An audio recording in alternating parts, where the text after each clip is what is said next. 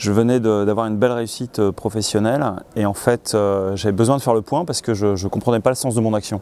Et simplement une espèce de pulsion de dire il doit y avoir un moyen de pleinement vivre sa vie. Voilà, donc je me suis dit qu'en partant tout seul à pied vers Compostelle, j'aurais un peu de temps pour penser tout ça.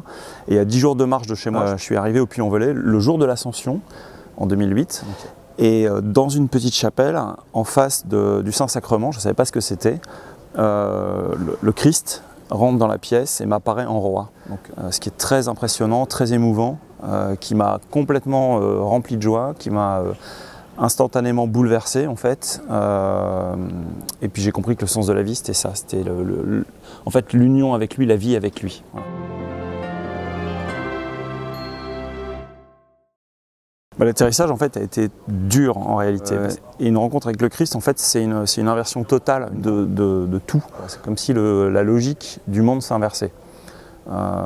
C'est ce que je prends je le perds, ce que je donne je le gagne. C'est le pauvre qui est riche, les premiers sont les derniers.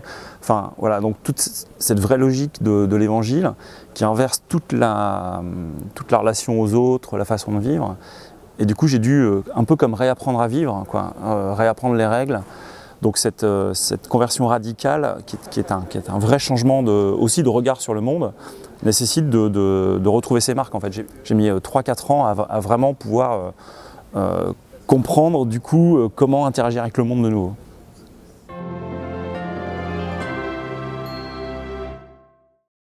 J'étais mal croyant. Oui, je suis baptisé, né dans une famille catholique, je me suis marié à l'église. Mais en fait, progressivement, au fur et à mesure de la vie, je me rendais compte qu'au plus je priais, au moins ça fonctionnait, alors qu'au plus je travaillais, au mieux ça marchait. Et ma vie spirituelle était devenue sèche, donc j'allais plus trop à la messe, voire plus du tout, je priais plus beaucoup. Et puis j'avais une espèce de suspicion vis-à-vis de l'église, voilà. Et donc là, ça a été une claque radicale. Cette rencontre avec le Seigneur devant le Saint-Sacrement, je commence toutes mes journées par la messe. C'est très différent d'être croyant un peu culturellement, même si j'avais quand même une foi personnelle.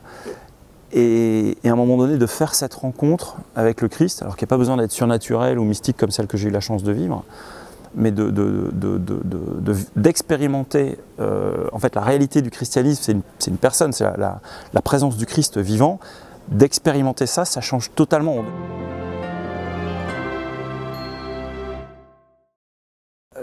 Non, la conversion c'est tous les jours, évidemment. Par contre, j'ai une foi qui est vraiment en béton, c'est-à-dire que j'ai pas de doute, aucun doute, jamais de doute. Par contre, beaucoup de questionnements, c'est la vie du chrétien. C'est-à-dire que la vraie question c'est mais qui es-tu Seigneur et qu'attends-tu de moi?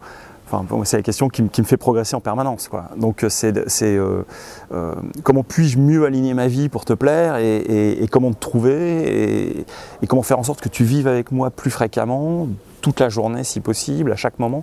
Ma priorité c'est celle-là, c'est le prier sans cesse de Saint Paul, c'est-à-dire c'est comment emmener le Seigneur avec moi à chaque instant.